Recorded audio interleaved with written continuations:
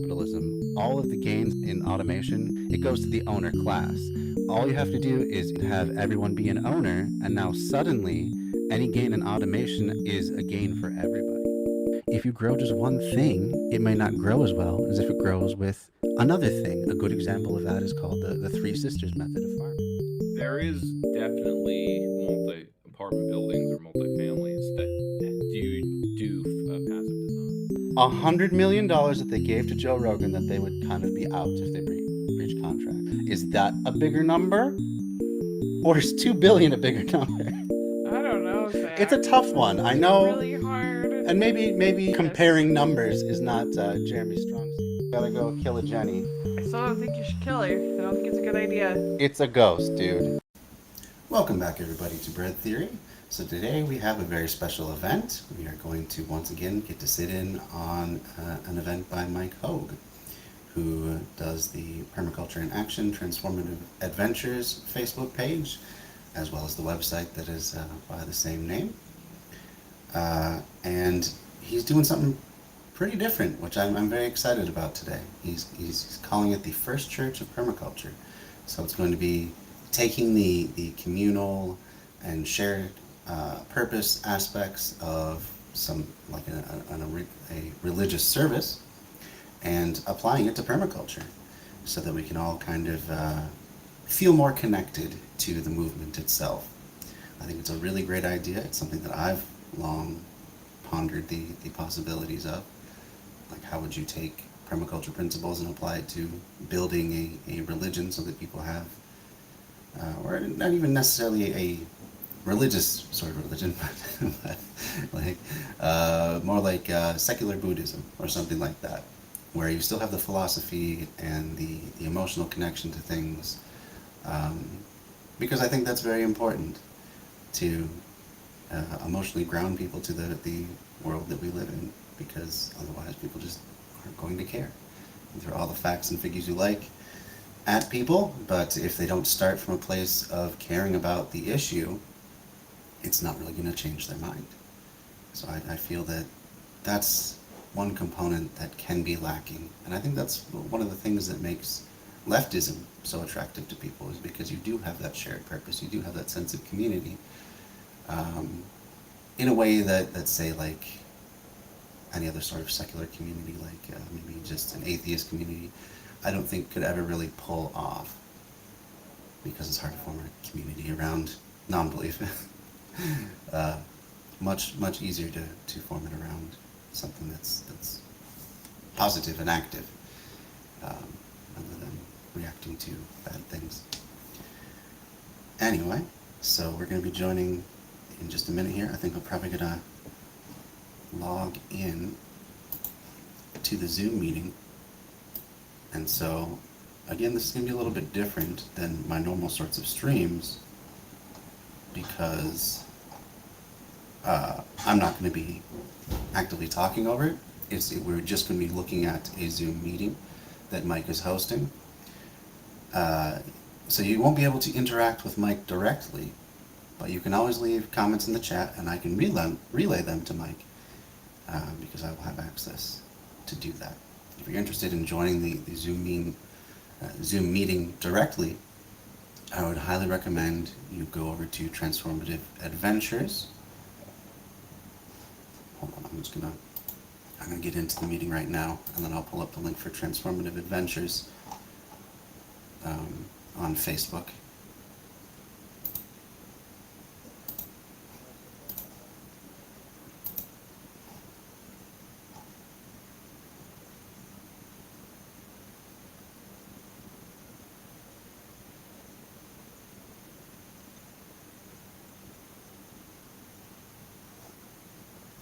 Should be let into the meeting any time now. Hopefully that's the right link.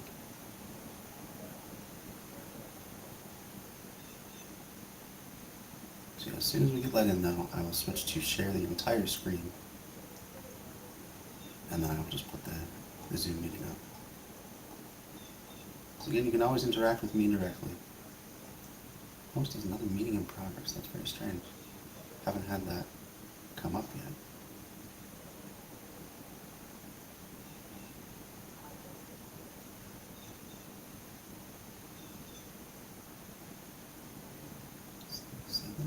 Zoom link. It should be this one.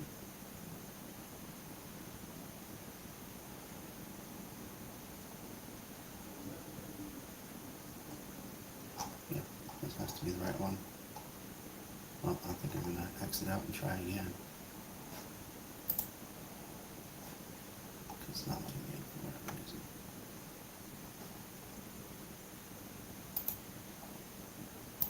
Let's try once more.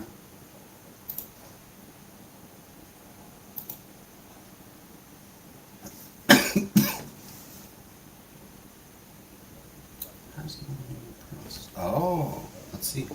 He may have a new Zoom link that I'm not privy to. Looks like he's just messaged me. Excuse me. I'm sorry to keep coughing in your ear that way.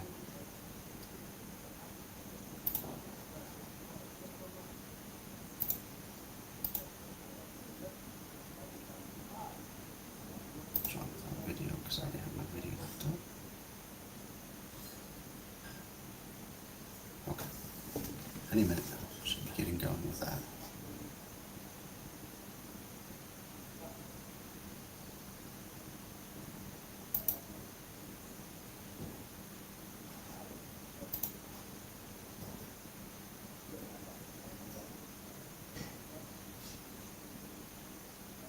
Okay, connecting now.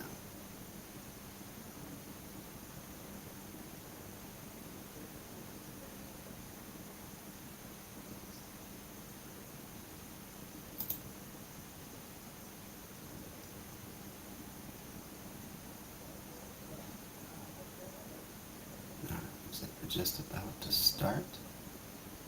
So it's going to be a little Inception-like for a second here as I share the full screen. But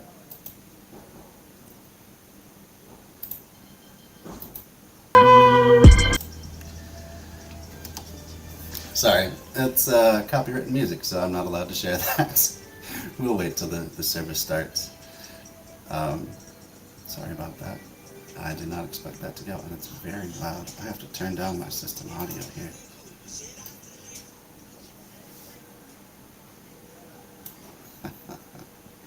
So as soon as the Lizzo song finishes playing, we'll get back into the meeting. But for now, I cannot share that, and I don't know how to mute it on my end.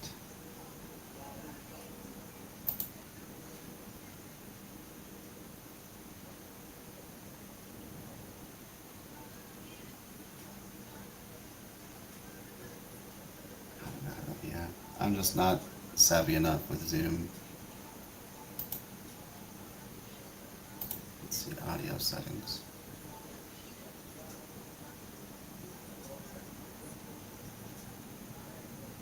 Oh, here we go.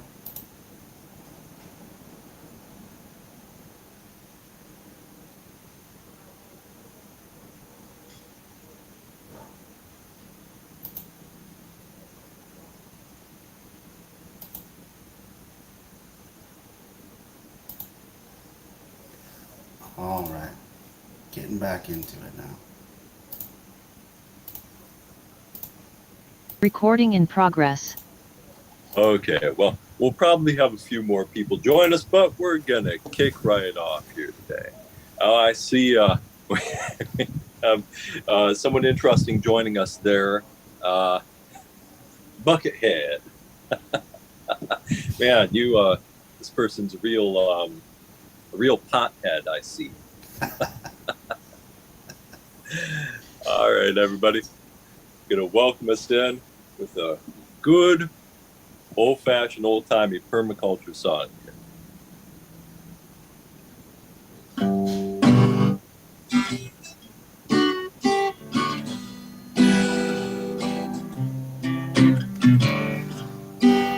feel this might be copyrighted music as well.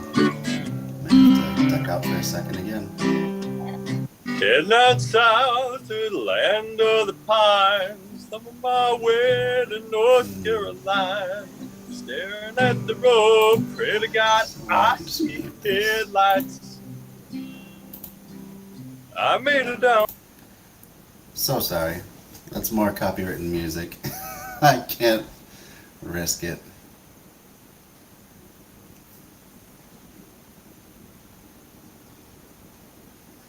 So we'll just gonna have to wait a minute. I fear this might be a theme of the day though, because there is usually a lot of music for a religious service.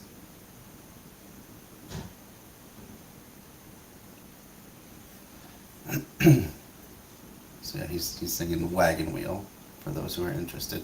Oh yeah, that's right. I was going to give you the link to Transformative Adventures. In case you wanted to join the Zoom meeting directly, you can always request that from Mike. So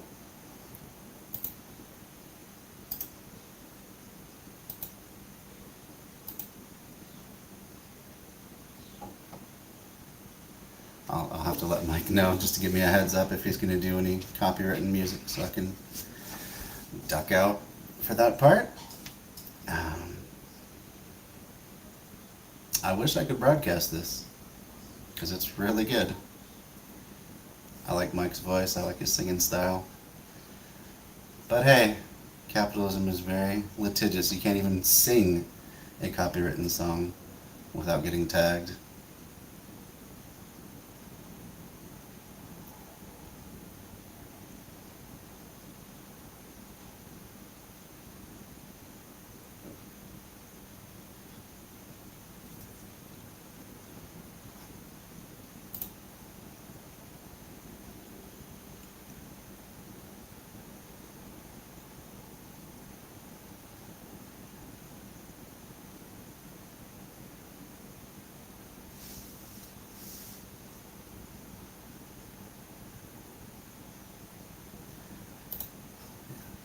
If anyone's just joining, we're waiting for the permaculture service to get past the musical part, because I'm not allowed to broadcast that.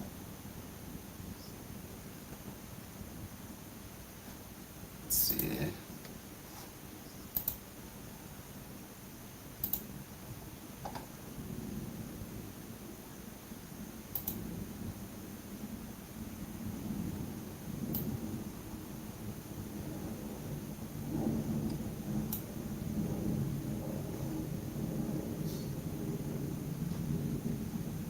Just waiting a second here. If anyone has any questions, permaculture related or otherwise, put them in the chat. I'm sorry this is not better content right now, but I have to wait until he's done singing in order to put it back up on screen.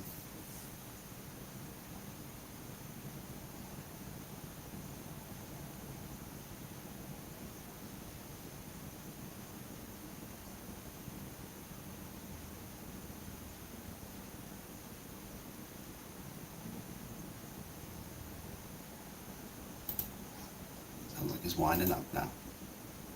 All right, very good. Wish I could have shared that, but I cannot. Here we go, back into the service once again. Full time in song right there. You know, I posted a little bit of that on Facebook a couple days ago, and our friend Dan Carroll kind of asked how many permaculture songs are there, and I said, well, they're all permaculture songs, right? It got me thinking about this one in particular, and why I think this is a real old permaculture song. And, you know, it made me think about this quote from Henry David Thoreau. And Thoreau said that the people of his day all lived in kind of the era of, for his time, what were McMansions. You know, they built these big, massive houses and filled them with all these decorations. And then they put on the wall paintings of little cottages and rustic scenes and places of intimate life, scenes of places where they'd rather be, you know, the kinds of things where the places where life feels real and direct and simple. And he always, he kind of made the point that why not just go and live in that painting instead of putting the painting on the wall? And you listen to the words to a song like this good old permaculture song, and, you know, they're about the scene of hitchhiking down the coast and picking dogwood flowers and the land of the pines, going through the land of the pines, the mountains, and thinking about getting to spend the evening with your baby tonight. It's just beautiful, simple, direct song about life, you know. And our permaculture transformative adventures community member Lee Flyer posted today on Facebook about a similar thing, you know, about how a lot of people in our society don't maybe necessarily understand the creative impulse, you know, what it means to want to be an artist and to create things. And people don't really get that. And it's this act of simple creation that connects us to what really has meaning in life. And if we get that right, then maybe we don't have to try to fill up our lives with things like you know, expensive McMansions or maybe dominance. You know, people define their lives by where they are in the social hierarchy, which requires that we make there be people below us. Otherwise, what's the point of it? And what we're getting to when we do permaculture and we transform our landscapes, we're bringing that same kind of beauty into the world, and we're bringing in that same attention to beauty, that thing that can bring us into the real meaning of life, so we don't have to fill up our lives with consumer crap and things that destroy the planet. So today, we're going to get a little bit of a garden tour, which is going to be great, so we can see that in the real world. And then we're going to talk about some of the first steps in designing the landscape, which is really this visioning process, going through this sort of vision quest to see, to create, to dream up this beautiful place and these beautiful lives for ourselves. So we're going to talk about that today. But first, I'll do a little bit of a chat, welcome people, see if anyone has any news, talk about some other kind of permaculture news and news from the group today. And before we get started, anybody want to say hi? Have any interesting news or any comments on anything?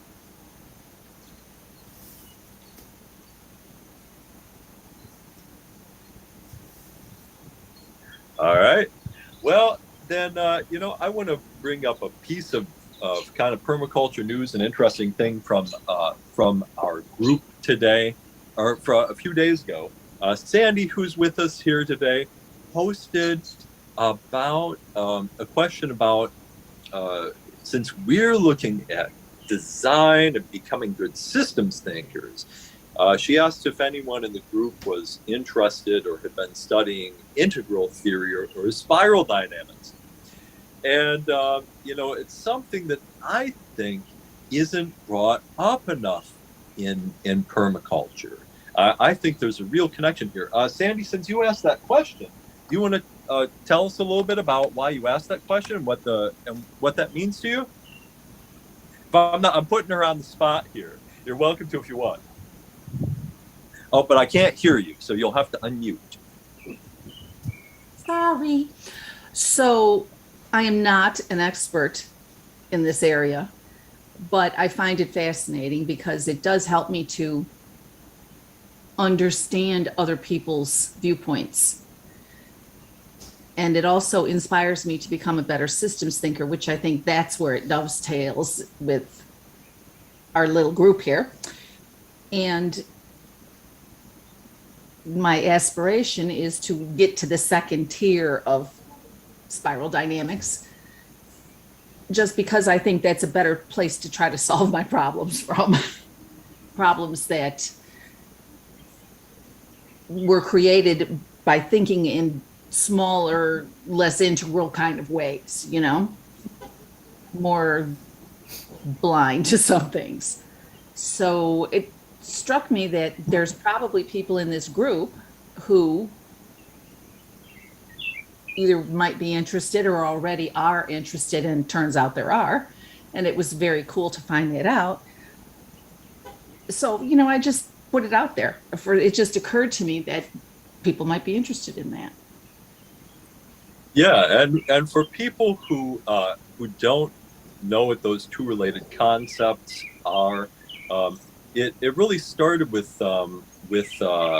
going back to the Maslow hierarchy of needs, and this understanding that we may go through phases in life where our basic needs are met, and it's really hard for people in any society to really work on becoming the fullest, best versions of ourselves when our basic needs aren't being met.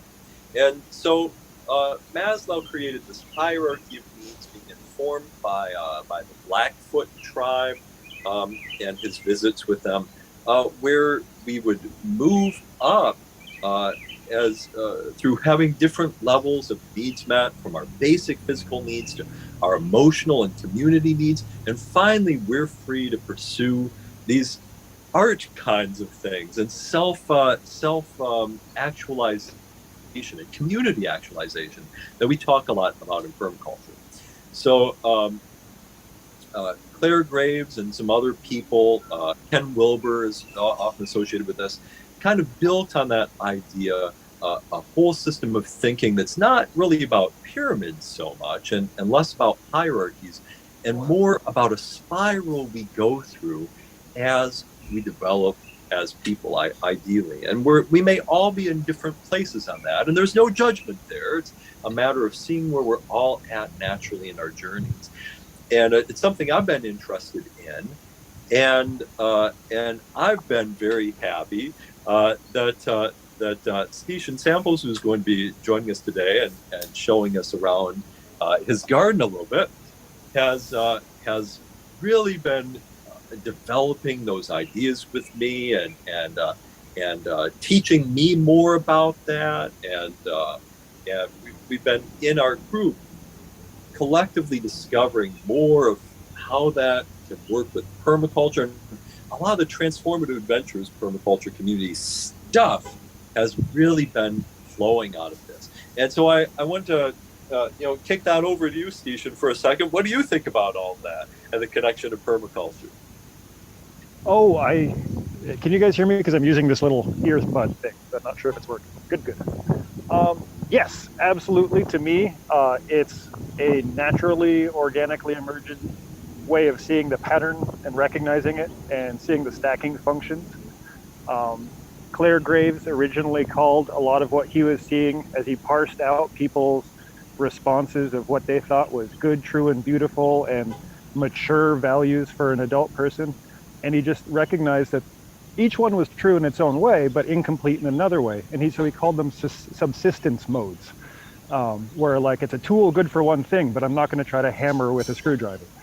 And when you put it all together into a systems-aware thing, and I looked at, I've just only been studying permaculture as a design system for just a couple of years, really starting with Mike, starting at the beginning of the pandemic. And yeah, it was like, oh, pattern recognition. I see how these tools that Holmgren and Mollison and everybody came up with, that really makes sense for seeing a step-by-step progression from your own visceral cognition up and through sort of a pattern recognition and building your own artistic mythologic around it, parsing that for what actually yields you obtained and what that does, and then reinvesting, reinforming. So, one point, I guess Graves and Maslow had a lot of really interesting conversations near the end of their careers. Graves unfortunately got sick, but he was basically saying that in each one of these life conditions, we could self-actualize. So there's no way that one is better than the other, but is it creating more problems than it solves? And is there a way to step back and then go, okay, yes, and I can get past my no buts, and can I see problems as solutions or containing them and honor that? And so in a way, I feel like it's very full circle, but like that prodigal journey, once you've gone there and back again, it's not the same territory twice. You have elevated your perspective in some way to be like, okay, I see how I got here. And so in that sense, yeah, it makes absolute sense to me that as the world was forced to watch its own pandemic from its own global institutional functions occur, and they all had to sit in place with their own body being in stillness, that all of a sudden permaculture became a #1 trending hashtag over the course of 2020 to 2021. It's like, yeah, that makes sense. We all just suddenly had a life condition produced that forced us to be systems aware. And what's everybody wanting to do? Get into the gardens. What is suddenly produced in all of the little apps and the games? I just read an article that said the #1 trending designs for all our video games is going to be gardening and witches. And I'm like, look at these memes just pop out. You know, we don't have to do anything. Just like the seeds teach us, you just let the open soil, it's going to grow when the conditions are there. Well, that's good news for a whole lot of us gardening witches, right? Right. Well, you Blessed can't- be. So if you want to have me walk around and do that. Oh, wait. Yeah, I want to continue this discussion just a little bit more. I think there are some other really fruitful things. If that's cool with you, But I would Steve. say that it was my beige to yellow feedback loop when I was trapped in shelter in place. I went out here and I just started moving dirt and making patterns that felt, in an intuitive sense, stabilizing, and they did. And they emerged into something that had a beauty to it in a pattern that wanted to bring me back into its complexity, while at the same time it was helping me simplify and digest everything that was going on around me just by getting in the dirt. So there's some real value there. Yeah, absolutely. I think Sandy has something to add to it. Well, I was just going to say, this business of spiraling around, I have found that I visit the same stuff every time I get a bigger perspective, but I can see it differently. And to give an example, let's just look at spirituality. So, my beginning spirituality, I was raised in the Catholic Church and, pretty dogmatic, pretty, there's the only way, the true church, and then you get a bigger perspective that something bigger may be true. And yes, and well, then, the religion perhaps becomes more about achievement and improving the world and improving yourself, self-improvement. And then, you spiral around again. And now you're like, witches are kind of interesting, and witchcraft and reading tarot cards and all this stuff. And just keeps spiraling around. And it happens in every area of your life, not just spirituality, not just about how your house is, and not just about permaculture, but it's big. It's a big thing. Yeah, that's a great way to orient people to this idea we're talking about who aren't familiar with it. Sandy, that's a great example. And Ken Wilber, and this is something I see so much within the permaculture movement, and the people that I see and feel are on the cutting edge of the cultural emergence that we're getting to right now as a society. I think if you're joining this call, this is very likely you, and I see this so much. It's so common, these spiral dynamics and the emergence we're at. And one of these, an example of this dynamic that Sandy was just talking about, Ken Wilber called the rational post-rational fallacy. And what he said was that as we as individuals and a society start out our experience of this life, we don't really have a very rational understanding of things. So we hear thunder and we think there are, gods up in the sky, and the river floods and we think the river was a god. And for a long time, that answers our questions for us. But after a while, that stops being able to answer our questions, and we start to use reason to answer those questions. When that happens, we spiral up to a rational worldview. Usually when we do that, we do it hardcore, right? We don't just, and so we completely abandon this pre-rational idea. We're like, nope, science is the way, being totally 100% rational. But what Ken Wilber said, and a lot of other people, this is built on the work of Carl Jung and a whole lot of other people who recognize this, that in some ways, we're naturally very instinctive beings, right? We interpret, we don't just, when I see a tree, I don't just see, botanically what I know a tree to be. I see an emergent property, so much more, that something so much larger than just a collection of wood and leaves, right? And when I see a forest can have this energy to it. It speaks to me in a very intuitive way. And so at some point, this purely rational worldview fails us, and then we have a big problem. We have a crisis. And we can solve this crisis in one of two ways. Some of us will abandon reason and go backwards, right? We'll go backwards to our pre-rational worldview, or a more tribalistic way of being, and we'll double down on whatever our dogmatic religion is and put our fingers in our ears to anything that sounds like science. We see a lot of that happening right now, right? We see a lot of it. But the other way we can go is to transcend the limits of a purely rational worldview, to also incorporate in our intuition. That doesn't mean that we believe in those things as though they're 100% truths, right? We use reason and science to answer the questions of reason and science. And we don't try to pass laws based on our intuition, our spiritual understanding, and make that apply to everyone else, because we understand it's just our intuition, but we can still embrace, like Sandy was saying, witches, and we can embrace fantasy art, and we can embrace all the things that give our life meaning. So, Ken Wilber called it a fallacy. Hey, Mike. Because, and I'll get to you in a second, Dennis. Now, Ken Wilber called this a fallacy because the people who are stuck in the purely rational worldview, the post-rational worldview can also look like woo, right? But at its best, it's not. So we spiral back and forth through these, and I see a lot of us and our movement are scientists, and we've studied science, and we know biology, we want that, and yet at the same time, we're interested in experiencing nature and life in this mystical way too. So I think that's what we're kind of about in a way. Dennis, you were going to say?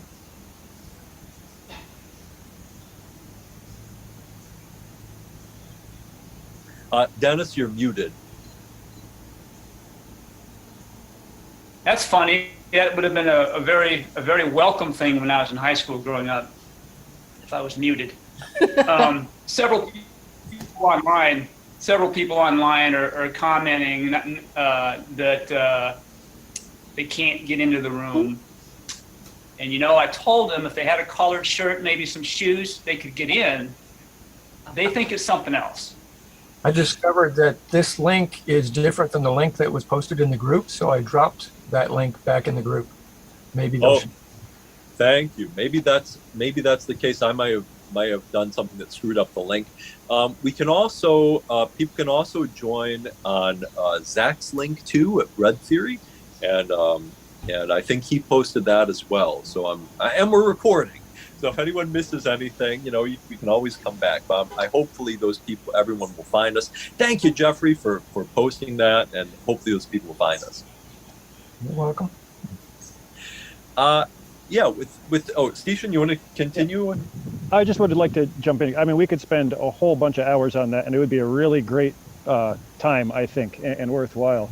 A couple of things that just stand out in there is that what I have seen, and it's the most, at some level, pressure-tested system for it so follows. And that's the thing that it was one of my big takeaways from learning about this stuff, is that as you don't get to skip a step nature to it. And just like the succession of species that it makes sense, you go from the grassland and you can follow the change in mycology until you end up with forest. And you can also see that as sort of a pattern that scales, and at that collective forest, how it's feeding all of itself and everything else, and finding a way to balance and creating these complexities that are, it's even in the extremes so resilient that it covers the whole planet and just keeps on in its abundance.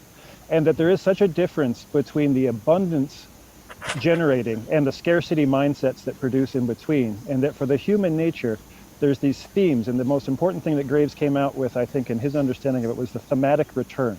That there is this way in which we find ourselves after 6 rounds of this coming full circle, and that it's absolutely no accident, and at some level entirely predictable that we are at this place having this conversation under these life conditions.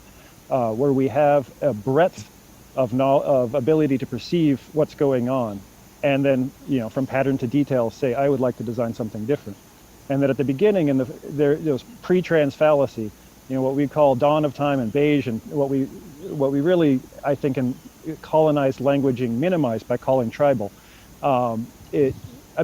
In a nature disconnected sense, that's usually what we mean when we're referring to it. But in a nature integrated world where abundance was a natural thing, these were knowing systems, not belief systems. And it was only once force and the city-state and everything disassociated us from nature and got us into belief systems and rationalizing systems that then we started extrapolating ourselves off into absurdity that we now have as modernity. And that once we get back out of that, we're coming back full circle to an understanding system that, again, is beyond just like, I believe that. It's like, oh no, I can see that. Yeah, and a funny thing, one of the things that you were just kind of talking about reminds me that from a Western perspective, we tend to look at ourselves and say, oh, we have science. We are superior because of our science. And we have this rational worldview. And when we, right now we're talking about spiral dynamics for people who just joined, and this progression we tend to make from pre-rational thinking to rational thinking to post-rational thinking, where we integrate science and reason and our intuitive experience of this world. And trans-rational. Yes, trans-rational. Thank you. And so we'll look at that and think, well, that means that we are the only society who has gone through this, and we represent the trans-rational. And say indigenous societies are still somehow stuck back on pre-rational thinking. There's a lot of people who would have that tendency to think that. It's completely wrong. It's missing the point. We, in a lot of ways, are the youngest society, and we're far behind in a lot of ways. A lot of indigenous societies have had already developed through a feeling of a point of developing systems of reason and developing their own indigenous sciences. And a lot of them have very complex spiritual tools for taking people through a life journey in which they graduate into this self-actualized way of being. A lot of people like Chogyam Trungpa said that he was surprised with all of our science technology, that he was looking at all these indigenous societies and seeing that technology for helping people self-actualize and develop. Just like we were talking about Maslow. Maslow said that the Blackfoot tribe, when he visited them, they had this incredible spiritual technology for guiding people on this adventure of self-actualization. We don't have that. So maybe that's part of what we're seeing in our movement is we're finally the one we've been behind, and we're finally coming to this point of building this sort of trans-rational worldview ourselves. I'm going to open that up for just a second in case anyone else has anything clever to add to that. I can't see necessarily everyone here. So if anyone has anything to add, please do. Otherwise, we'll see if Stician can give us a look around his garden. And if you want to chime in, and I can't see a hand raised or anything, so just unmute yourself and start talking. Okay, and I would love it if anybody wants to use the comment session to fill in any plants or anything that you see as I walk around, because again, I understood physics. I came at this from a sort of aesthetic design concept, but plants are a beloved stranger in a lot of ways, and I'm still getting to know a whole lot of their relationships as they show them to me. But yes, so this is our little world. And it began in, what was it, March of 2020, right as the shelter in place. We had already been building on this land, which was it was all pretty much clear cut, the whole state and the whole region about 80 years ago. And so all of this was regrowth in all of these hills, and honestly not that healthy. My partner had a little cabin that she had gotten in foreclosure, and all of this was just woods. And so we carved out a little space 11 years ago and built what was called a first day house, cottage design with dimensional lumber. We built it ourselves in 50 build days and a whole lot of effort over 1 year. And then and we had kids, and it took a while to get to the outside. So it was really, we had planned, all right, this will be the time 2 years ago. And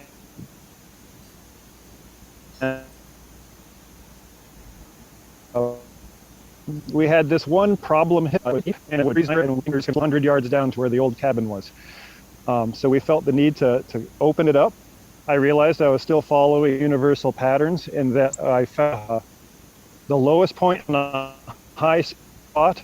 So I had something to my clear tree I could look at the valley. And that gave that sort of sense of openness that I realized the oculus something is another pattern that Mike has pointed out is pretty universal. Yeah, I'm Anybody feel free to interject if they need to say something between me and other things. Yeah, I'd like to say something about that. That was a pattern. I can't remember who it was who originally coined the term. I know Peter Bain credited someone else to it, but Peter includes it in his book, The Permaculture Handbook. And the oculus is just something he said he's seen in a lot of well-designed, well-developed gardens, which is just a spot for us to have a seat and look and observe the garden so that we can figure out what needs to be done. And then once you have this pattern of an oculus, then we can improve on it a little bit, because what we can find out is that we'll often naturally find ourselves sitting by the garden, looking at it, and we'll think, oh, there's a weed right there. I need some seeds to fill in that bare spot, so it doesn't get weedy. All those sorts of things that could come up to you when you're observing the garden. And then what do?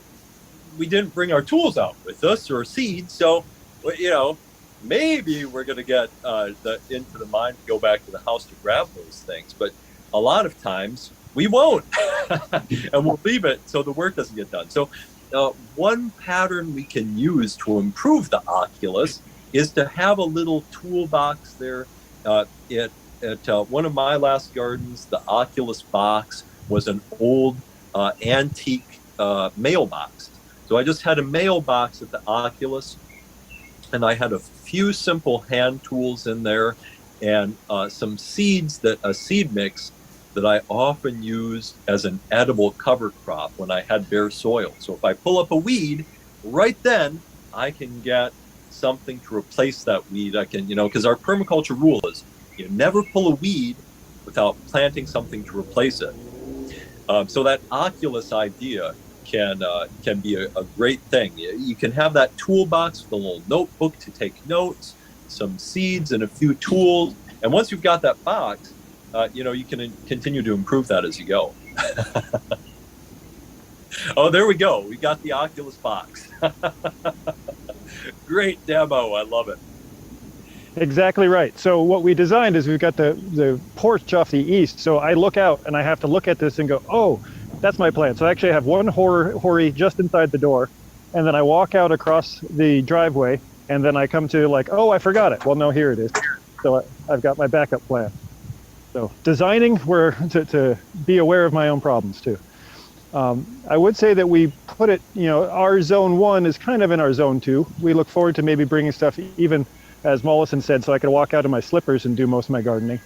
But it was important to make something that kept us moving and really utilized all this space. And this is the other place where I draw myself to sit, the other thing I call oculus. And so all of this stone was found on site. And now 3 years in, this is it growing. Given our topic for today, I just want to point out this what a beautiful spot to sit in the garden. This is something that raises great permaculture gardens and what we call transformative landscapes above the regular, orchard and veggie garden combo is that look at what Stician's done here in just a very short period of time. This is an abundant, beauty in abundance, as I say, right? This is a beautiful, abundant landscape, and you can just look around and see these beautiful natural materials. You can see a space that even if he doesn't get to the work right away and things might get a little bit overgrown, it's still going to have a natural beauty to it. I just think he's done a great job with this garden, and those spaces in them. You find yourself sitting in those benches in those spaces and just enjoying that space, Stician.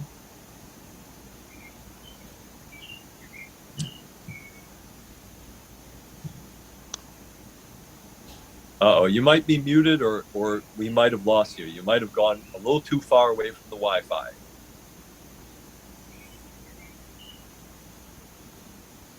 Okay, well, Stician, we lost you for a minute. So I'm going to Am I chat. breaking up? Oh, now you're back. All right. So I moved. Well, as soon as I moved to Zone 4, you can't get the internet anymore. But I just wanted to show, there are so many things that we're learning. Again, I know so little, but it's still managing itself despite an incredible amount of neglect. And again, the value of good design, taking guilt. Okay. Well, Stician, I'm going to kind of cut you off here because it was getting a little bit noisy there, and we're getting a little bit choppy.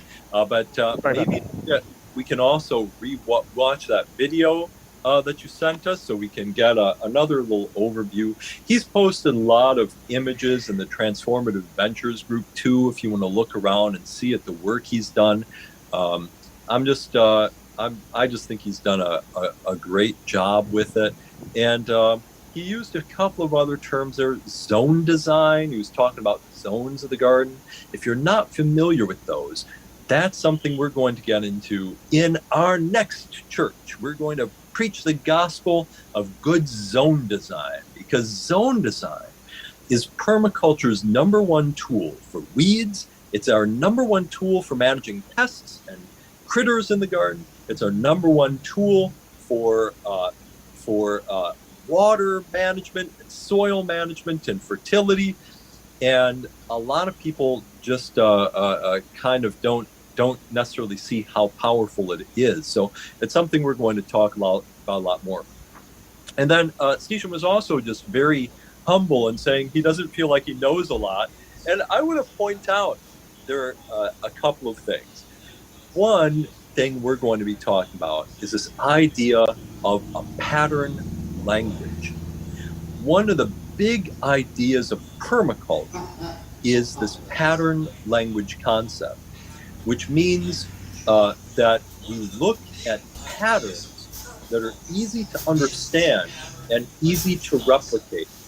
And then it's like you don't have to build from scratch. You've got a bunch of great parts, and you can just assemble these parts and then tweak them as they go and let them co-evolve.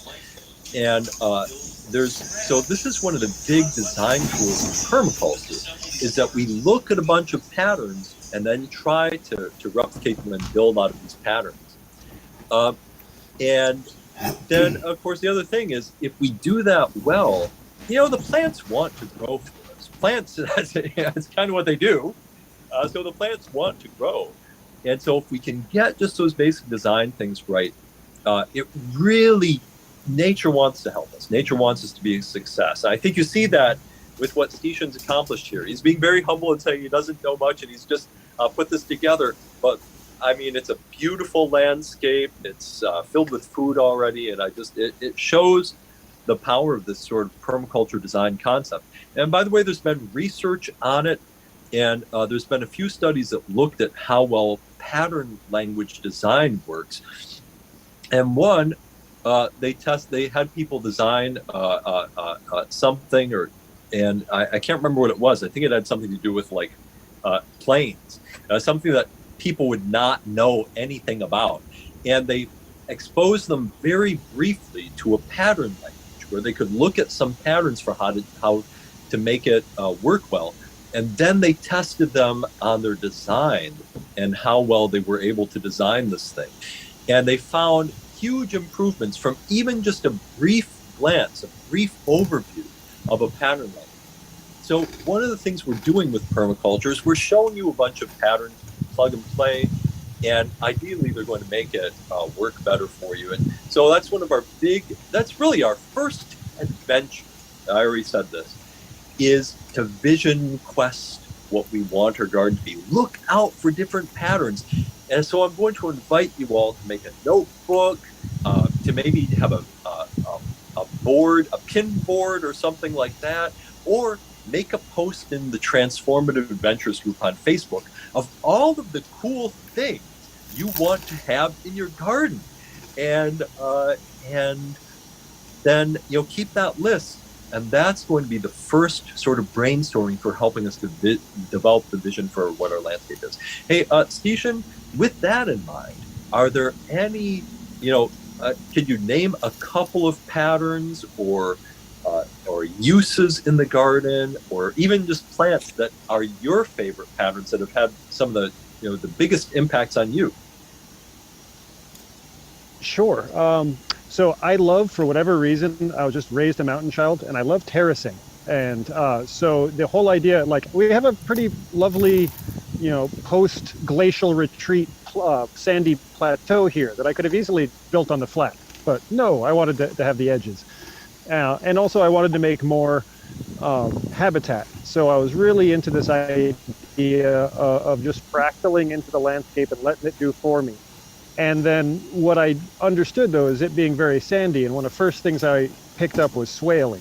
So the idea, if I can just make these little bellies throughout the land and on contour and just slow everything down and give it places to go, that was definitely has been a big assistant. When it comes to the plants itself, I'm a big lover of clover now. It does so much for me and for all the pollinators that we've really seen flourish over the last few years after seeing I had one of those silent springs. There was just a year where there was no birds, no bees, and that was actually before the pandemic, and I was already starting to cringe. So that was a huge thing of feedback to work the edges and then to create in the contours of the land paths. So the first thing I did then was just walk around it until I found what was triangulating into nice sized shapes and spaces. And then from there, working in the idea of, well, where's the water want to go and where will I catch it? And then what can I put there? And what's the height of that to the sun angle? And that's pretty much what I did, is just walk in circles and circles, making triangles in my head in the contours of the land and going, where will stuff pool or where will stuff run? And how do I stop that? Or work with that? How do I work with that? Yeah, observation. I have to point out this thing that you mentioned there, the transition from silent spring. Something that I've observed a lot is that a lot of people with an ecological consciousness are really terrified by what we're seeing in the world today, especially with we all know a mass extinction event is going on. We see massive declines in insect populations, and this is another spiral dynamic. I'm not dismissing that at all. That's huge, and it's real. And anyone who says it isn't, is denying reality. And at the same time, I know a lot of permaculture people who actually discover a lot of, I'm not going to use the word hope. I'm going to say emotional resilience around this idea, because we go from this space of observing silent spring to observing insect and wildlife abundance in our gardens. One year at Lily House, I had one of my old gardens, my permaculture gardens. I had a couple of people visit from who are scientists with the Kellogg Biological Station. They specifically were doing research on insect populations there. And they came to visit and they have a massive, big, forest area, wildlife preserve. And they came to my permaculture garden, and they were actually like walking around the permaculture garden like, whoa, freaking out by all of the insects whizzing around them and all the butterflies and the vespids and all this beautiful stuff. And they actually said that they had never seen an ecosystem with as much insect biomass and biodiversity and just beautiful birds everywhere and all of that as at that garden. And once you see that transition for yourself, it gives you that emotional resilience, because nature is a lot more resilient than a lot of us think. If we can just get out of the way and stop trying to turn everything into money all the time, and let nature regenerate. And so I'm assuming that seeing this transformation in your own yard has given you that same kind of feeling of hope too. Oh, we now have over 5 different migratory songbirds nesting and producing year after year offspring now over the last 3 years. All our relations moved back in. We've now got predator raptors. We got a raven moved in. And the other thing I would say is more resilient, to add on to what you're saying, is also our crops. We're not really designing to minimize sharing. And so far, it's kind of fun to go out and go, oh, Mr. Porcupine was here last night and topped a few of the plants. But then you go to the research and it's like, actually topping the plants is improving their own immune systems and helping them function better. A little bit of damage to the leaves is good, right? And there's been fear of, oh, look at all these chipmunks. They're going to devastate our strawberries. Well, in fact, there's too many strawberries and there's not that many chipmunks. And the more chipmunks there is, the better it's for the raptors. They're happy. Everybody works together. And we still have a ton of strawberries. So it's all good, Boom! What Stician said right there, to me, is key about the abundance of these permaculture systems. And researchers went and they studied like Mark Shepard's farm up in northern Wisconsin, and they found the same thing, an extreme example of biodiversity and biomass and abundance there. And here's the counterintuitive thing. These scientists were coming from places that were stewarded native ecosystems, and they didn't have as much native biodiversity. And what Stician just said is, to me, I think the reason why, this is my theory, is this has to do with the sharing he mentioned. And there's a specific piece of science that we'll talk about later on. This summer, we're going to do a whole class on polyculture design in addition to church. We're going to do some church days on it, and I'm going to have a class all on the science and techniques of polyculture and guild design and forest garden design, and we'll talk about what's called Grimes strategies. There's a Grimes triangle, and one of the things, and Grimes was a scientist who divided plants up into 3 types of plants. And there's a specific type of plant that we grow in permaculture gardens more than happens in native ecosystems. And these are called producer plants. These are plants that grow tons of biomass. And so they tend to be our vegetable plants, right? These are the plants that we tend to plant for the most for vegetables and nuts and crops and fruits, because they grow really fast and they produce a lot of food for us to eat. That means that they also grow really fast and produce a lot of food for squirrels and chipmunks, as Dennis said, and for butterflies and for other beings.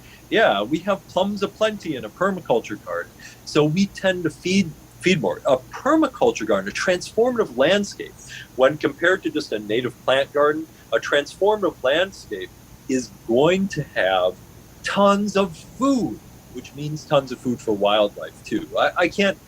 This is one of those things about a transformative landscape and the kind of landscapes that we are creating in permaculture that just makes them a little bit different. And I think really, really valuable.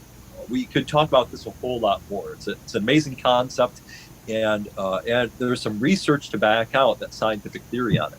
Stician, looks like Sandy was asking how big the garden is. And where?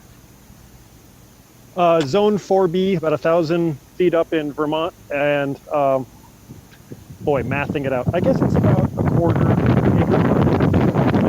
What I'd call Zone 1, Zone 2, quarter acre. Is the wind taking away my voice? Yeah, a little windy there. Yeah, when I came to visit, actually Becky, who's on now too, Becky and I came to visit Stician, and not far from Stician's house, not far in the grand scheme of things, we passed a sign that said, we're now at the highest point in, east of the Rockies on the continent. So he lives pretty high up there in elevation. And what's the size of the garden? Quarter acre, I'm guessing. Wow. For the Zone 1, 2, and then like into our perennial fruit-bearing trees and other stuff, I'll call it maybe half an acre. Okay. And that's a lot, isn't it, Stician? I mean, to me, I always say it's a bit of work. a quarter to a third of an acre of intensive gardens is like all you need. That will produce more than enough food for a family, a business income stream, plant sales, vegetable sales. It'll do a lot once it's really dialed in and productive, and be a really beautiful space too. And then you have more extensive forest garden areas around it. To me, that's the ideal. Anybody else have questions for Stician? I want to say hi really quick to a couple people who just joined late. I definitely want to make sure I'm saying hi to Jenny, who joined us.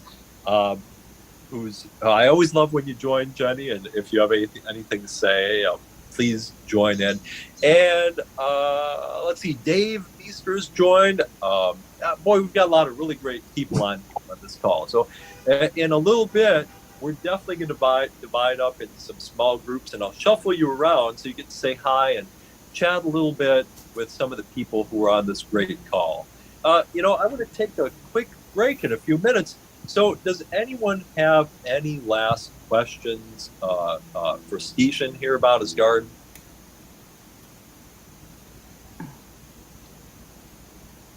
Hi, Jenny. Okay. And Stician also already gave us a rundown of some of the patterns in his garden.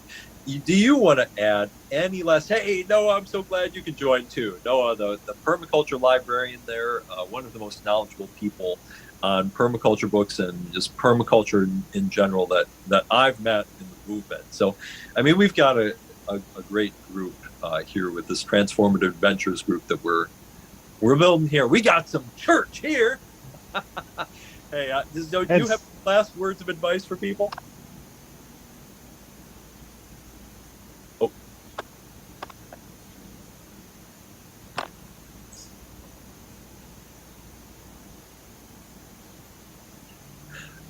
Uh-oh. Did I goof that up? Stician, are you there still? Did I mute you? Oh, right. Here I am. I just wanted to presence as one last pattern, the spiral, as we brought it in, end with that too, because I do love it. It's a classic learning tool and provides so much every day. So it's just a great spot. Here's the spirals. No, here's the spirals. But now, could you take a second to tell us about the spiral? And the building of the Spiral Guild in the classic Mollison sense. Yeah. It's the perfect.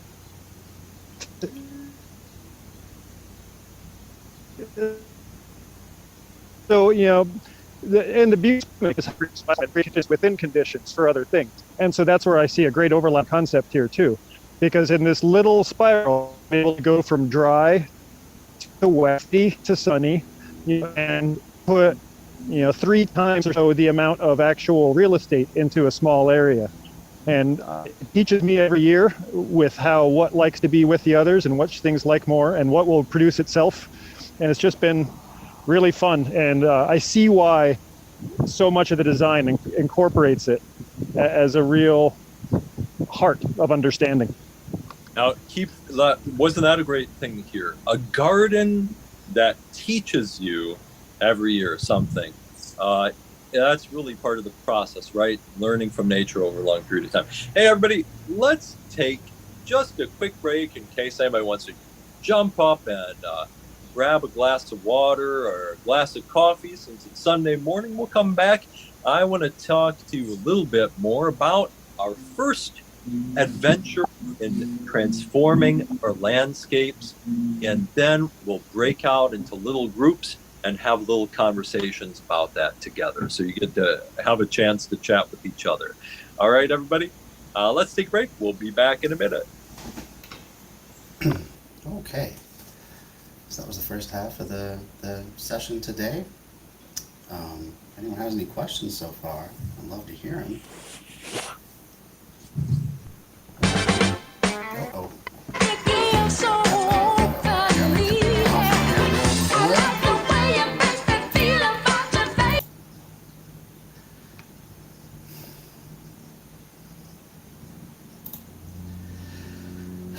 I asked for them to give me a heads up whenever they were going to play music. Perhaps they did.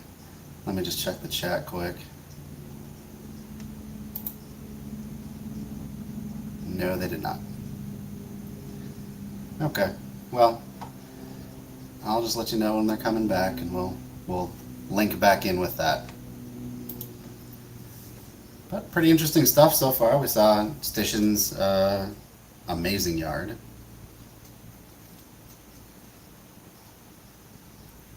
Getting, oh, that's just Mike's mic picking up stuff. Gotcha. Alright, I'm gonna take this out so I can hear myself instead of the music. Yeah, I'll have to talk to Mike about that for future streams. I don't want to, tell him how to do his class, of course, but it does make it more difficult. I gotta be on that button, ready to cut away as soon as copywritten music comes on. Otherwise, I risk losing the entire stream, which would be no good for anybody. I'm having a good time so far. I really like the vibe. I like the energy that people are bringing. It's pretty cool stuff. Yeah, any questions anyone has, feel free to let me know. I can always relay that to the group chat on the Zoom call, and we'll go from there.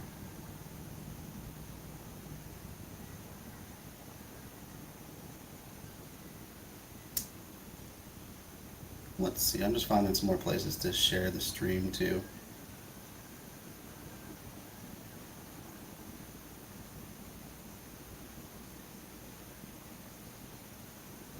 Let's see. Radical left, maybe they would like that. Who knows?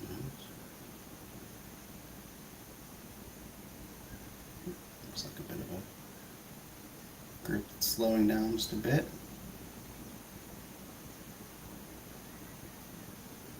Let's see if we can reinvigorate some discussion.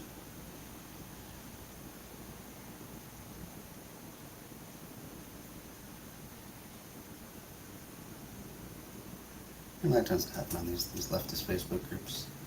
A lot of energy for a little while, then people get involved in other stuff in real life, or just have changes in their life, and they forget about it, and kind of slowly but surely fades away. So I've tried really hard not to let that happen to any of my groups that I manage, but it's a constant effort. Coming back yet? Oh, we are coming back. All right.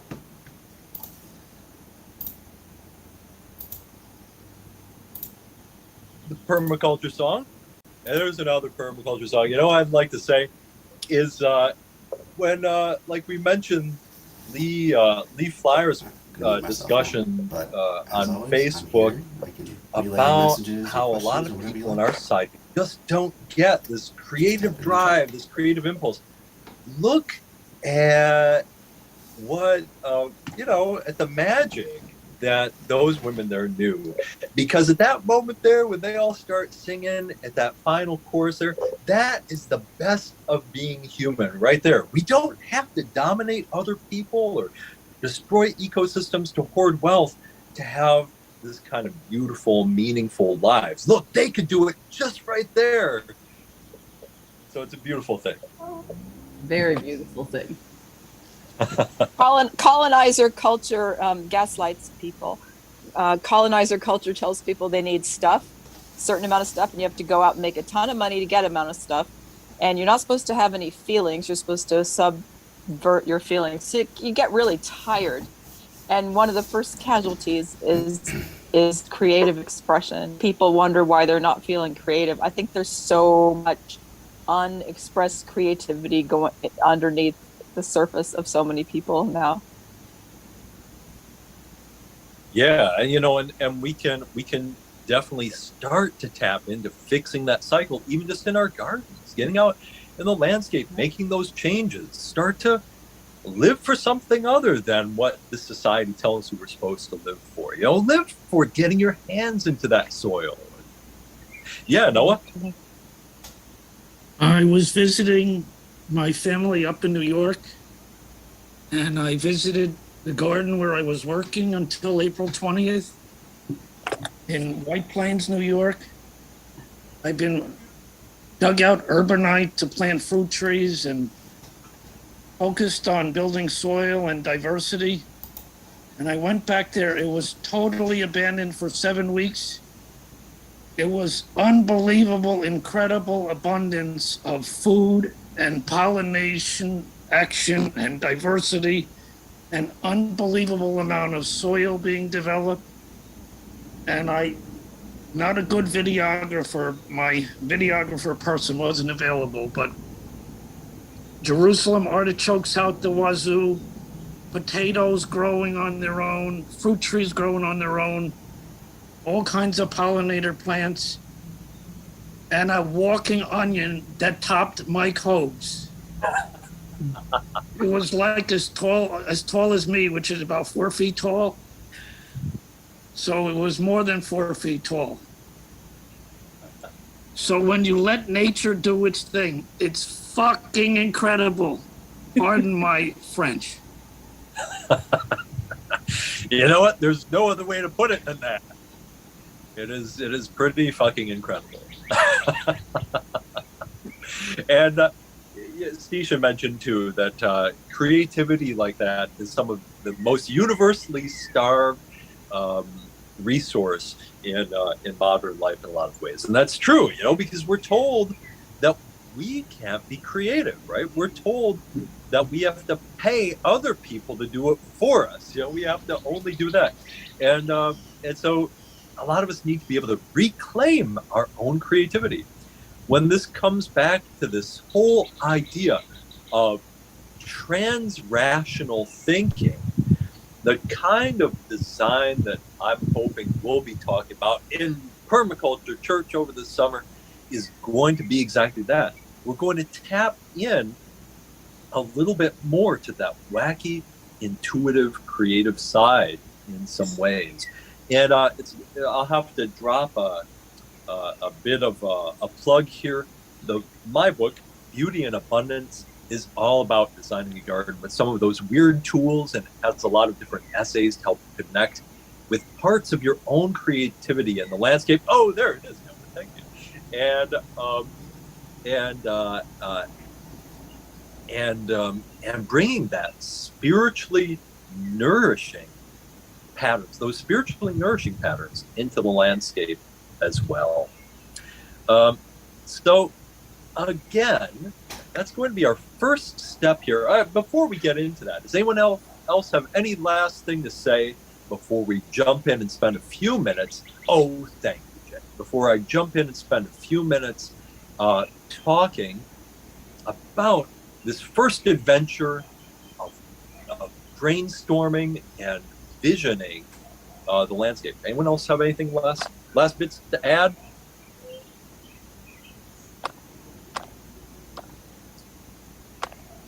Ooh. Okay. Well, then I'm going to drop a link for the slideshow in the chat. Boom. And let's see if we can take a look at that. Oh, it's the same one as last time. And I also want to point out that if you want to go into more depth on this topic of vision, more than we can go into today. On this topic, there's a complete introduction to permaculture thread as a featured post on the Transformative Adventures Facebook group. So find that. It's called, if you're new to me, it's called Landscape Transform, or no, it's called Permaculture in Action with Transformative Adventures. It's permaculture in action. That's what we're all about. It's our adventures that create this permanent culture.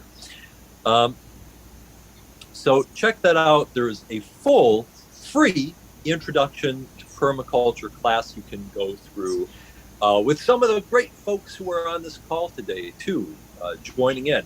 And that will really help you get started on this vision quest. And it has the thread on that featured link has a lot of different resources you can look through and go off and explore, get passionate about learning and looking for patterns that you can play with in the landscape. Did I hear someone about to say something? Feel free to jump in if you were going to. All right. So here we are. And we went through the first part of this in church number 1, which is also available on YouTube and on and in that Transformative Adventures group if you search for it. So that brings us to this today. Our first step. Oh, and there's a pretty picture. We'll always start with a pretty picture. Oh, this is one of my last gardens. Again, looking at tons of biodiversity. This is that garden that I was saying where there was so much insect and bird biodiversity around that these biologists were freaked out by it. As you can see, it's tons of edible biomass, tons of biodiversity, 300 species, almost all of edible and medicinal plants in about an acre. And a lot of them were natives as well. So this is, to me, captures that idea of transformative landscape.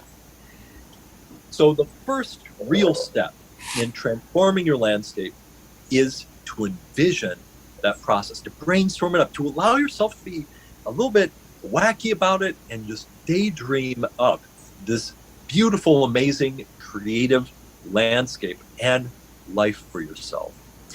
I recommend having a notebook specifically for this. A lot of my students have pin boards. Some of them have shared those pin boards on the Transformative Adventures group. So you can go through and you can look and see the things that are inspiring other people, whether that are natural swimming pools and Zone 1 gardens and herb spirals and food forests and hedgerows, all sorts of things that we're going to be talking about in Permaculture Church as we continue on. So this first adventure isn't just going to end this week. This is going to continue on probably forever. Nurse logs. No, there's a pattern everybody. So when we're talking about this kind of landscape that we were just looking at, what are the benefits of transforming our landscapes in this way? Does anyone want to throw out some ideas? What are the benefits to us in society, to both us and the world, of doing this work? Creative expression.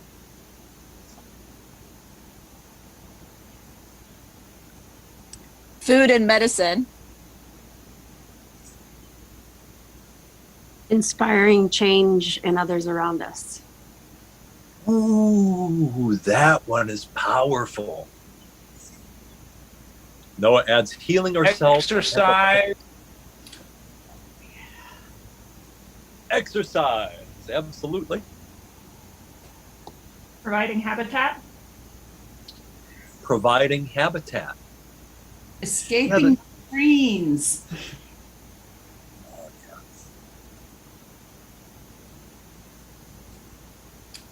Making something beautiful, Becky says. Avery. Dismantling the colonizer culture.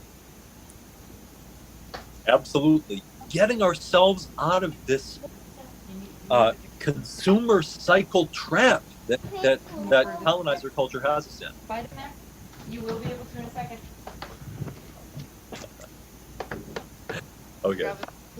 I'm muting everybody because I think somebody was off on an adventure, and we were getting to hear a little bit of their adventure.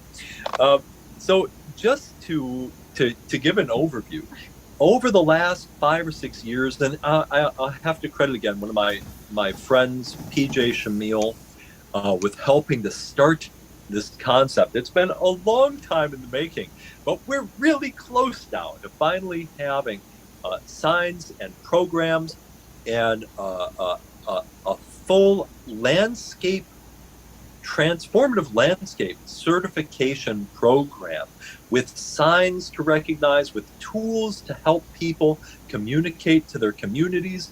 This is going to be launched in probably the next few months, and we're going to have really cool stuff with this. But this talks about, so we're going to have a sign, something like this. This is a sketch of the sign that will be available. We'll see a little bit more about this in the next class. Or I should say class, church, our next church meeting. And it talks about the kind of landscapes that we are creating as a movement, because we're going beyond just stewarding native plants. We are also making gardens that specifically fight climate change by sequestering carbon. They use sustainable materials and recycle materials. Yeah, this church has no class. But we do have a pothead in it sitting next to Dennis. It's actually a pot. Anyway, we protect biodiversity. We're specifically regenerating our global soil. We're stewarding water, and we're building local food security. We're doing all of these things in our landscapes. Here's an example from the book Beauty and Abundance that talks about all of these things that we are doing in our landscapes. We are doing climate action. We're helping to feed people and build resiliency from this corporate food system that is just kind of like insane, to be quite honest. We save endangered species. We're stewarding water resources. I always tell people my transformative landscape in the last few years, my last full project, required no watering through the season, and yet produced tons of food and sequestered nearly every drop of water that fell into the landscape too. It increases climate resilience. We reduce flooding. We increase sustainability. We build social capital, because beauty, plants, and food are powerful touch points for helping build friendships.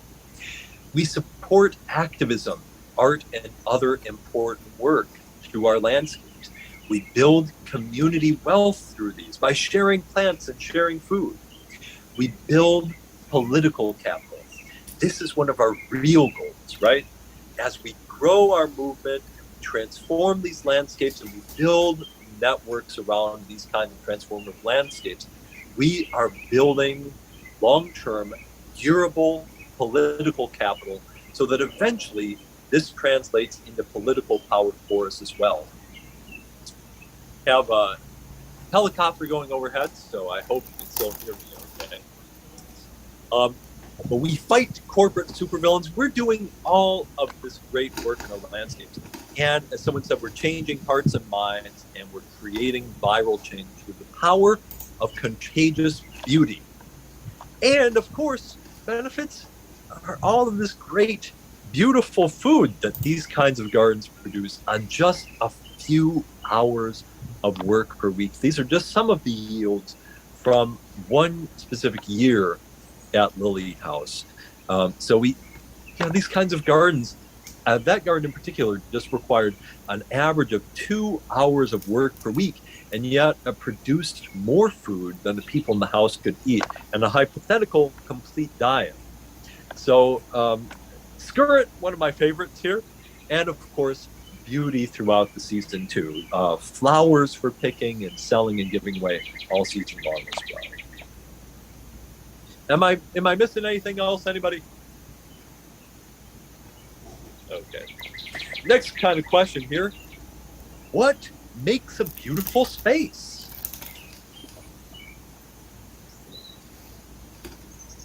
Think about that for a minute. One thing that's inclusive. Yes. A lot of times, thank you so much, Dennis. A lot of times when we think about beauty, we think only with our eyes, but we need to start thinking about beauty with our hearts as well.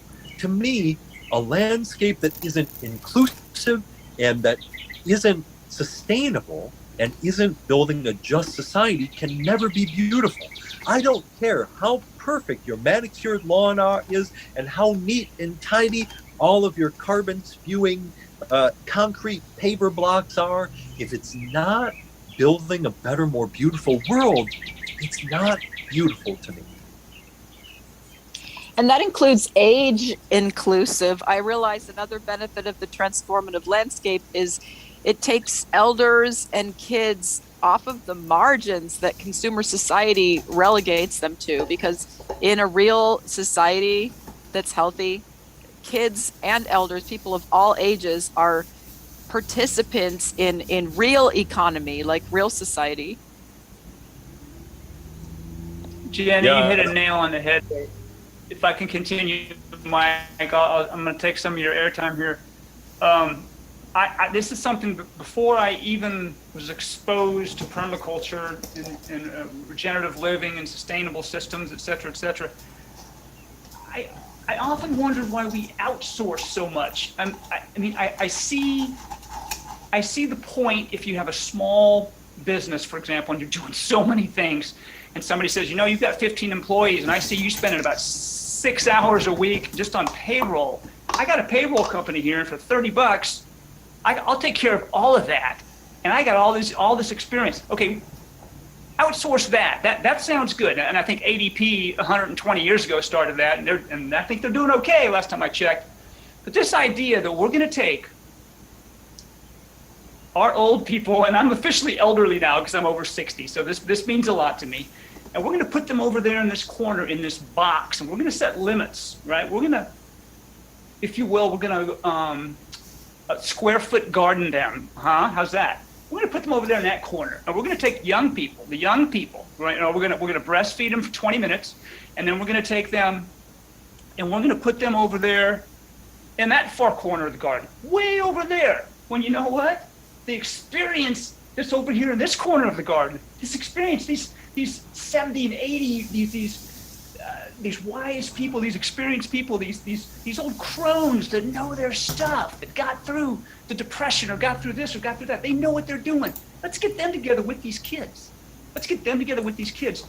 Sure, in another 10 years, I'm not going to be able to do this backbreaking stuff that I can barely do right now. But that's okay, because I know a lot about shovels. And these 22-year-olds, they don't know a whole lot about shovels. They can make up for that by having a whole lot of ass. We get together, old people, get them together with the young people, get them together with the infants. What is happening? It is disgusting. This social thing we're doing, where grandparents are sent over here, either in a nursing home or in the villages in Florida, and they can play golf and do whatever horrible things they want to do together. And then the kids are way over here, and we're going to take those little kids and we're going to put them in daycare. We're going to ask somebody who's probably not doing exceedingly well in society for the most part, who might be 25 years old and trying to get through, I don't know, her second semester of junior college. We're going to ask her to take care of 30 kids, and have enough love for all of them. And I know I'm stereotyping in some situations here, but this is ridiculous. We are wasting resources. And Mike, you probably wondered when I was going to wake up, but I had to throw that out there. Jenny, you hit a point, and I needed to vent that a little bit. So thanks for the time, y'all. I'll be here if you need me. I'm so glad you did.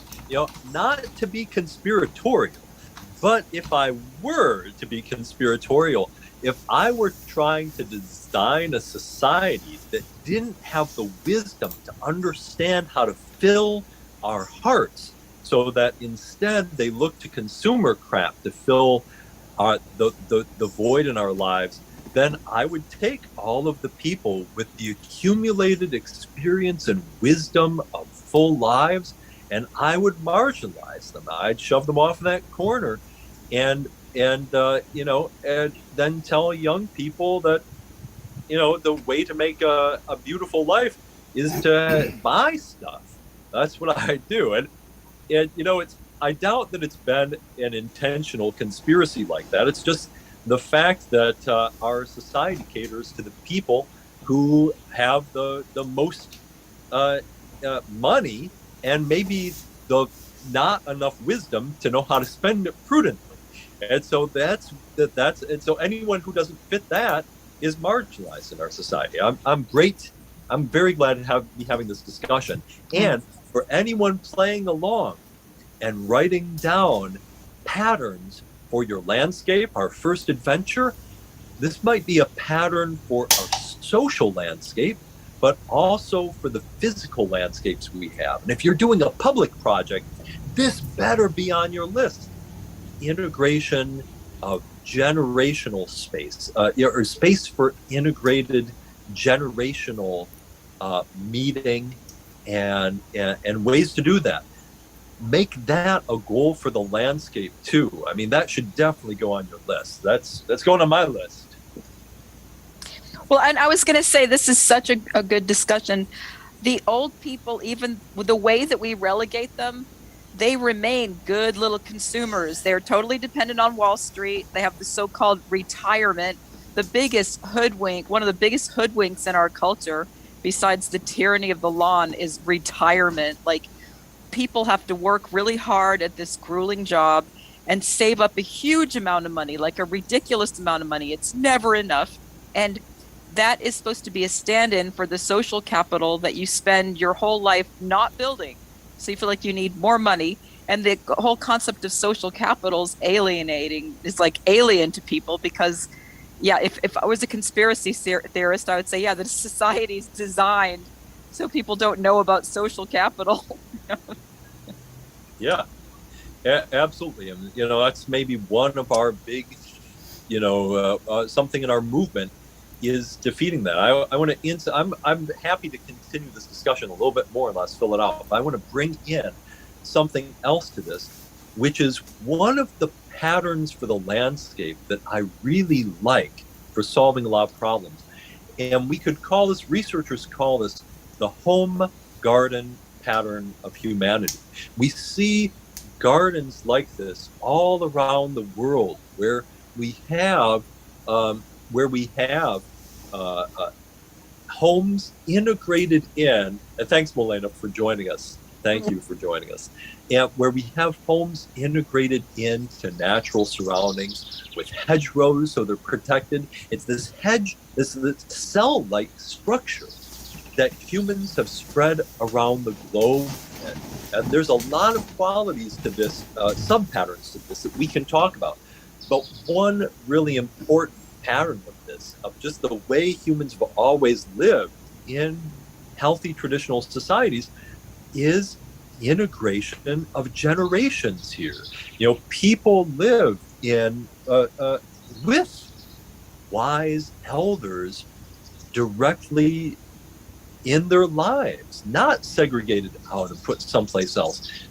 And this might be what we call an invisible structure that goes with this pattern, this home garden pattern of humanity, but this integration of a healthy society into the landscape with generations as well is a really important concept. And one permaculture pattern that's associated with the Occidental Arts and Ecology Center. So I'll throw out that name. You can look it up. They've got a great book called the Occidental Arts and Ecology Center Cookbook. I think it's just a cookbook, if I remember correctly. And they might have a couple books. And it's amazing because one of it has a lot of beautiful pictures. But one of the patterns they use is they have a children's garden, a daughter garden they call it, a mother garden, and a grandmother garden. And the daughter garden is specifically a small, tight learning garden where new gardeners, including young people, can learn their skills at the hands and tutelage of older, experienced, wiser garden. And then there's a daughter or mother garden, which is the main productive garden. But then there's also the grandmother garden, which is really the source of wisdom, which in the ecological sense is biodiversity, for the whole rest of the system and the fertility. So that includes the surrounding forest, like you see in this home garden pattern, which is the grandmother garden, which provides the biodiversity, the fertility, and the wisdom. The forest, the wild ecosystem, is our great teacher. And so we have a system already set up to integrate in teaching with young people and generations and wisdom, and we have that replicated in the landscape too. So I love that pattern. You can write that one down too, having the daughter garden, the mother garden, and the grandmother garden in the landscape. And this is a great discussion. Anyone else have anything else to add to it?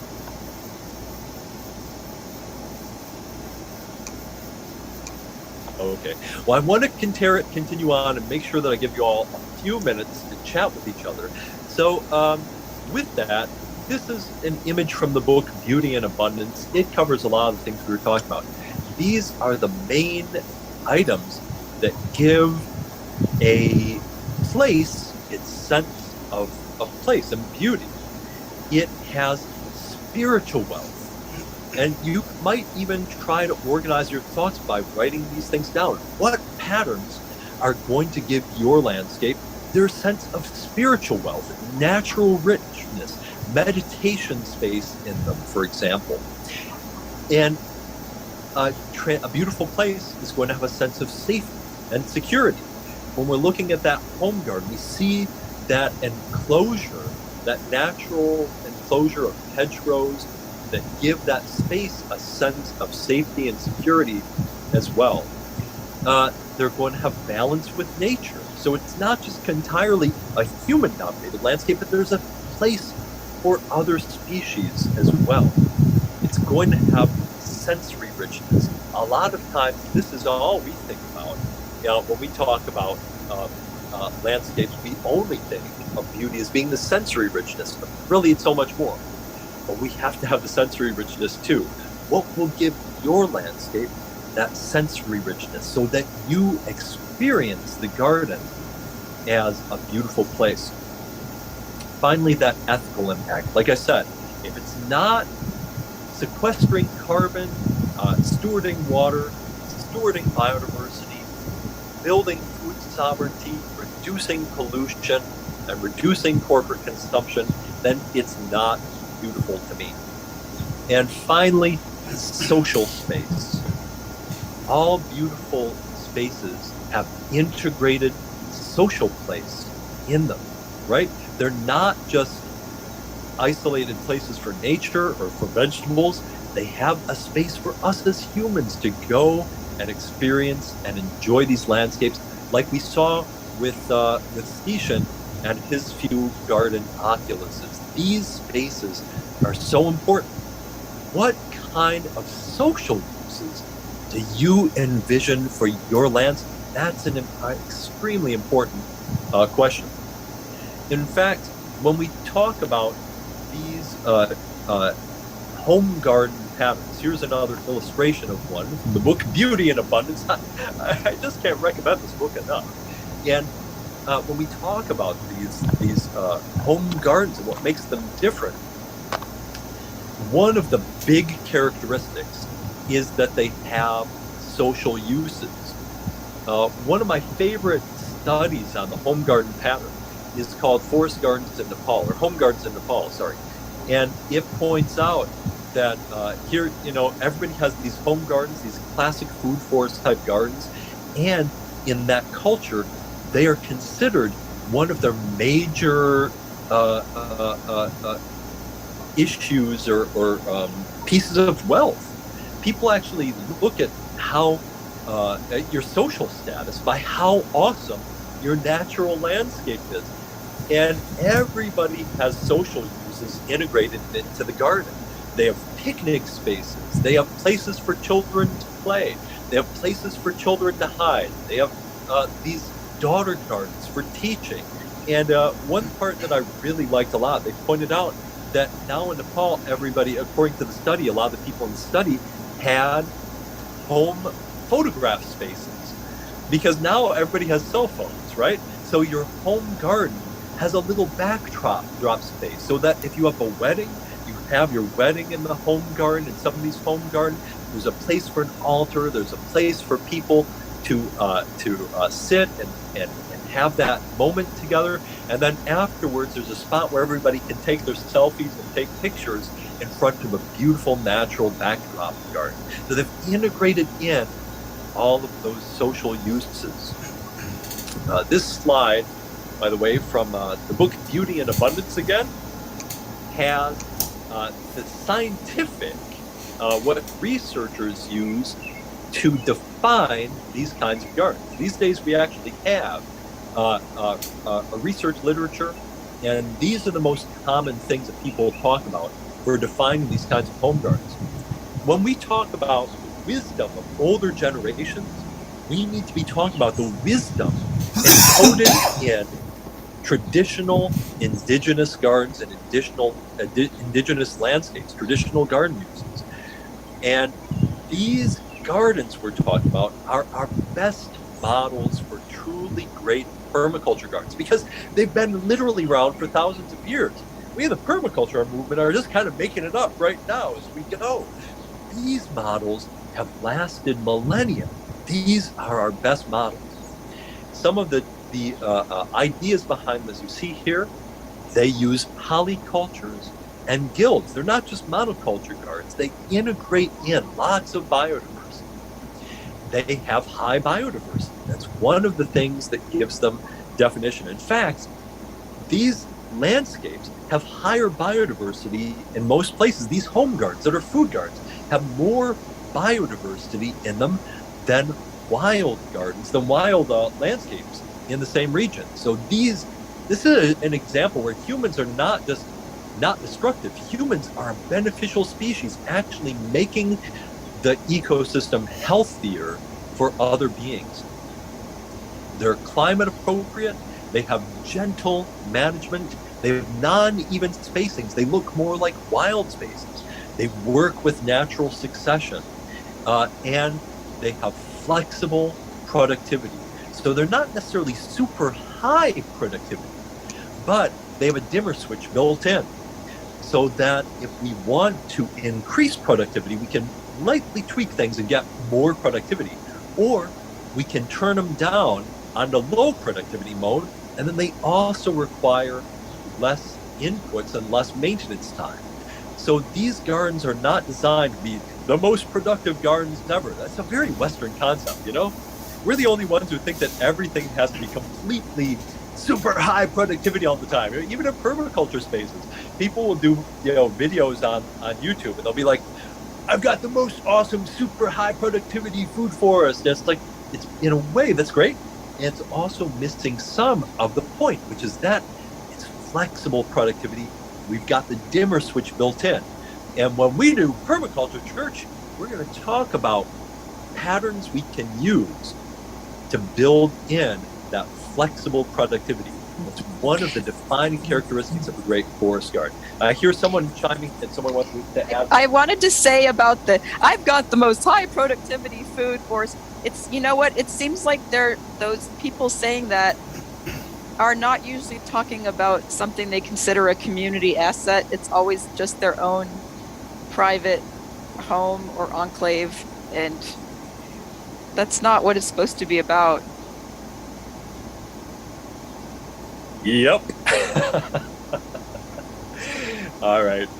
Well, this is about as much time as we have to go through some of this content here today. You can see there's more in this slideshow.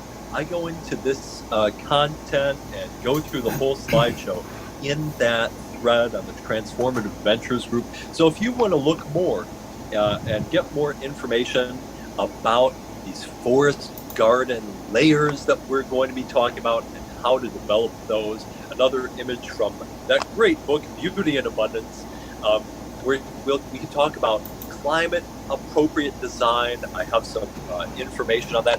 Oh, and I do just have to show this. When we're talking about those indigenous landscapes, those traditional ways of living in landscapes, this is a traditional forest garden from one of the healthiest places on earth. This is the Hunza Valley in Pakistan, and this is an amazingly some of the longest-lived, healthiest people on earth, with a mostly vegetarian diet, and it's considered one of these natural edible forest garden systems, home garden systems built in to community landscapes. So they have both these things. They have these areas of family cells, but then they also have public spaces integrated right into them too. They have a strong, healthy public commons built into their society. Or I should say that their society is built upon it. And we, as permaculturists, need to be designing that same thing. So as we design our lives, we need to design lives so that we have private space and personal space that's integrated into natural space, and we need this social component in our lives as well. If we get that design right, we have created, or when we get that design right, we'll have created, or recreated, I should say, a really beautiful, abundant way of life. If we get that right, it's going to catch on. So we won't have to twist people's arms to make change. People will line up for it like it's the new iPhone. With that said, I do want to make sure I get in this one, at least a few minutes. We're going to do like 10 minutes of a breakout session right here. And what I'd like you to chat about with your group is how if I can make this work, is what social patterns you would like to see in your landscape, and patterns you would like to have in your own landscape. So it's just a brainstorming session. And if you think you can throw in an idea that no one else is thinking of or thought of, then please do. And it looks like, for some reason, I am having an issue or problem with doing breakout sessions. I'm having a technical difficulty. So I'm just going to open it up and say, please throw in your ideas right here. Let's brainstorm this together. Feel free to throw in 3 or 4 patterns, social uses, types of plants that you want to have in your own transformative landscape.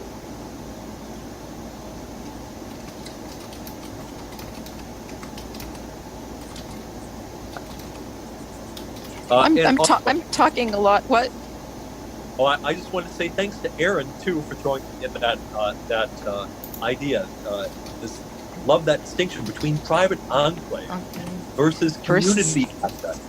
And we in permaculture, to me, that's the whole point of permaculture. Is really is that we're not just building our own private enclaves. We're trying to build a just and sustainable society together.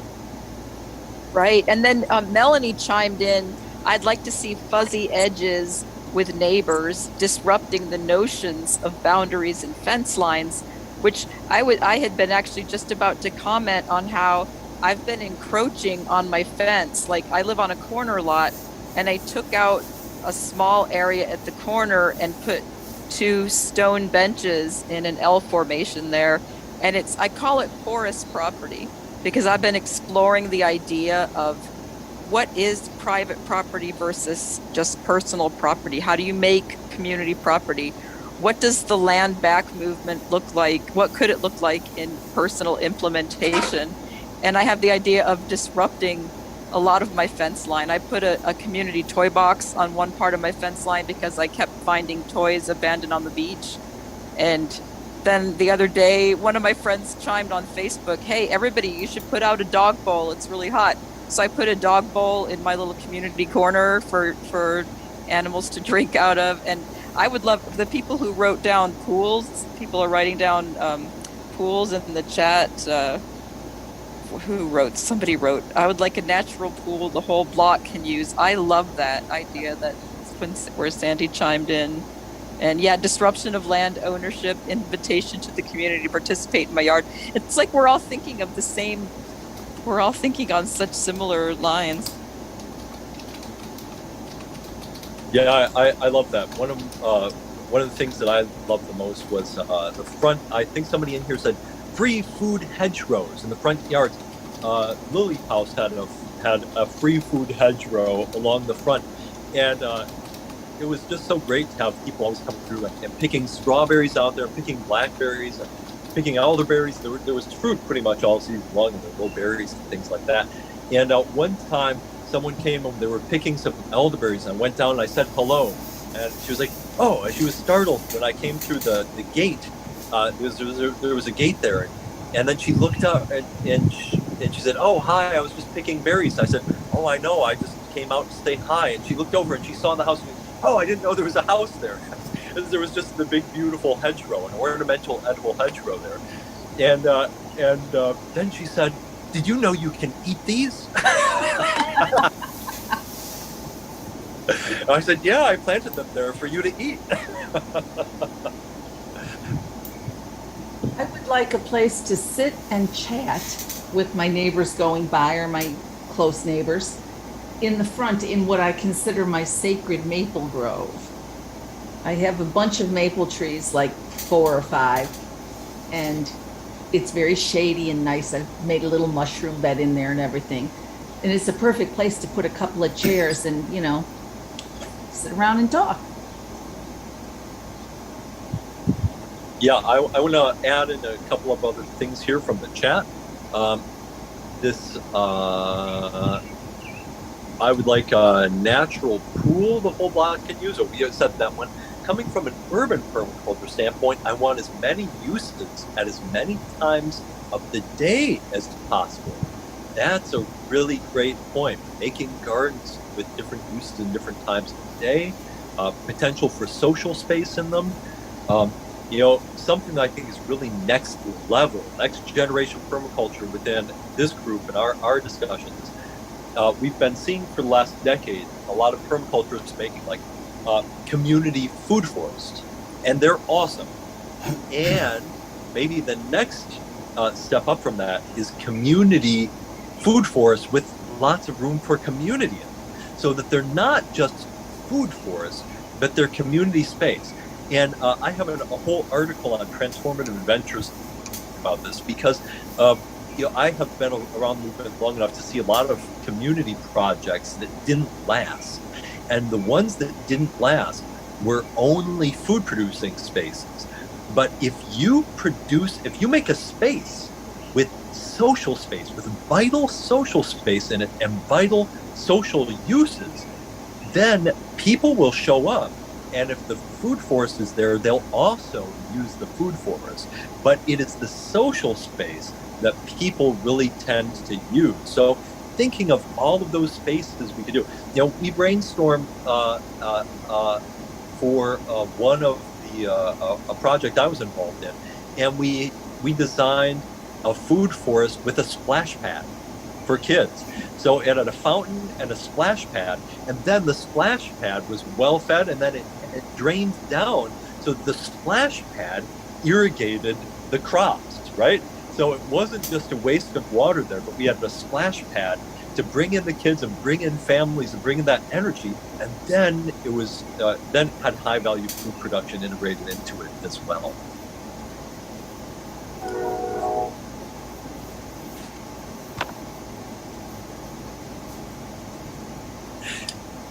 So this is great ways of thinking, and again, I will say I have some other big lists of social uses in the landscape in the book Beauty and Abundance to help you brainstorm that more if you want. I think there's more discussion of that in the Facebook or the Transformative Adventures thread on Introduction to Permaculture too, if you want to look through that.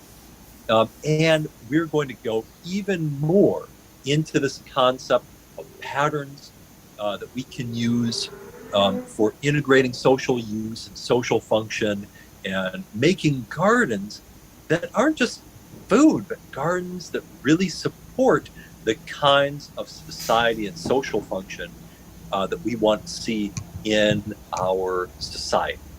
All right.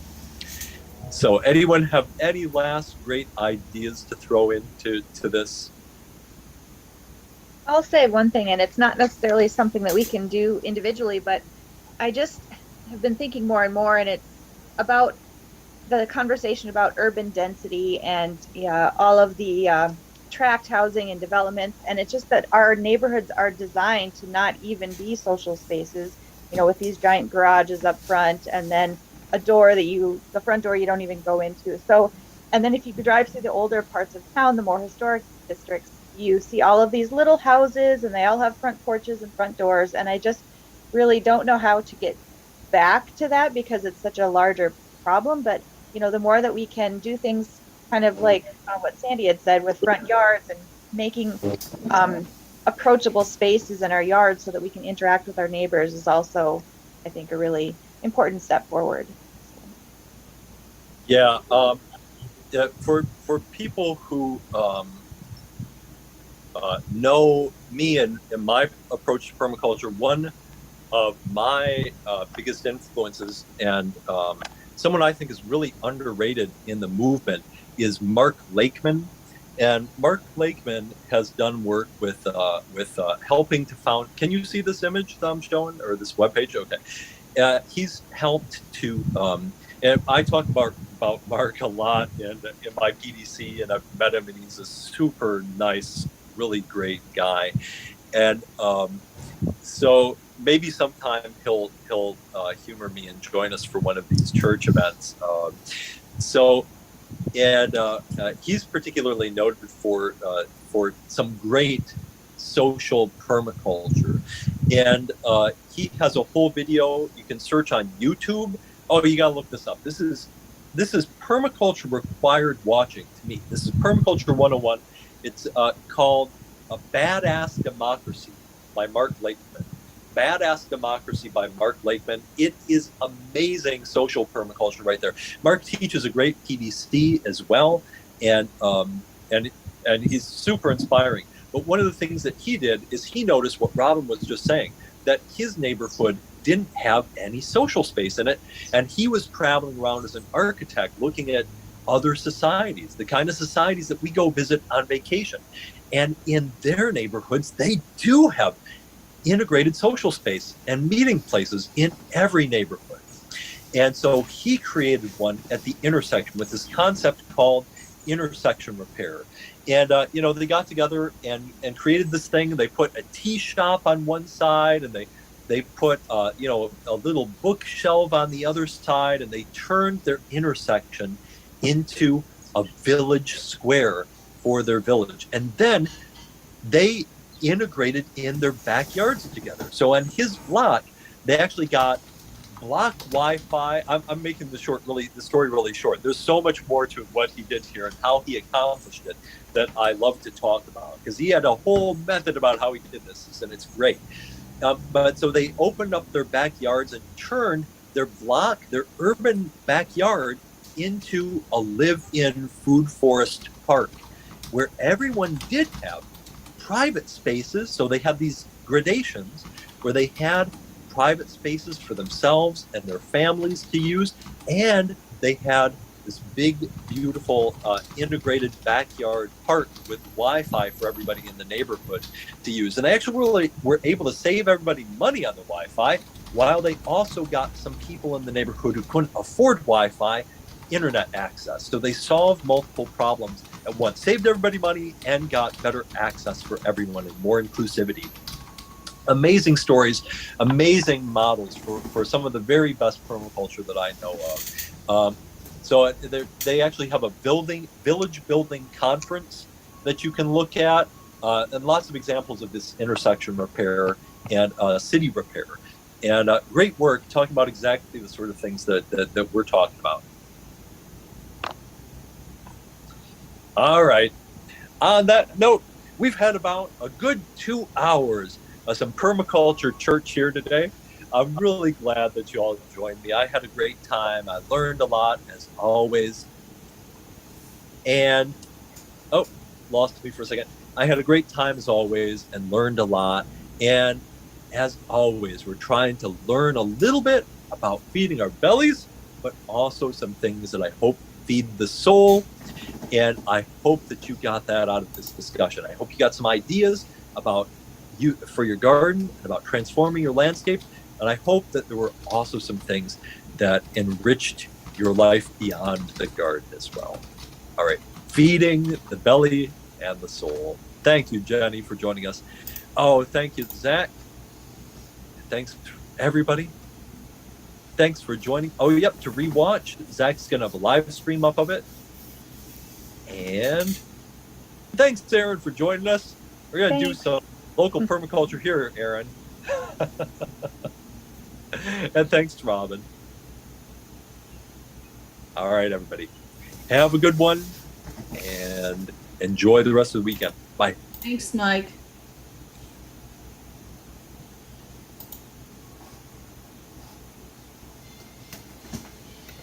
All right, well, there you have it. Wow, what a fun event that was. As always, Mike is just wealth of information and you know, hearty good-naturedness. I love his approach to permaculture and building community. He really recognizes that the principle of integration rather than segregation does not stop at the plant world, but is of equal vital importance in our social interactions. And yeah, you can see that he's just all about sharing the knowledge and sharing the enthusiasm of permaculture and what can promise. So that's going to do it for this stream. We are going to do another stream tonight. At least one is planned. I have not checked in with Dan yet, but we were going to do another in the series on local political organizing. So assuming we're still on for that, that will be at 6 p.m. Central, 7 p.m. Eastern time tonight. So come back here, wherever you found this, and we will continue on learning and growing together and sharing ideas. But unless anyone has any more questions, then I'm gonna just sign off for the time being. You do usually, we don't have quite enough people to raid on Twitch. Usually like to have more than a handful of people watching. But I will shout out, I'll find a streamer to shout out anyway. We'll shout out Idan Simpson right now. Real great channel. One of my biggest inspirations for streaming myself. So I'm going to link that in the chat for you. Go check out Idan Simpson, another cool leftist streamer. Talks about all kinds of great things. Oh, and it was auto-modded because you can't see the S word on Twitch. So I've auto-modded that to delete those offending letters. I don't know how to do it with Restream where it does not recognize within a word the offending word, but it is Idan Simpson. That's the full name there, in case the link is not coming up right for you. And that's over at Twitch. So until later tonight, I hope to see you all. I will say goodbye to you.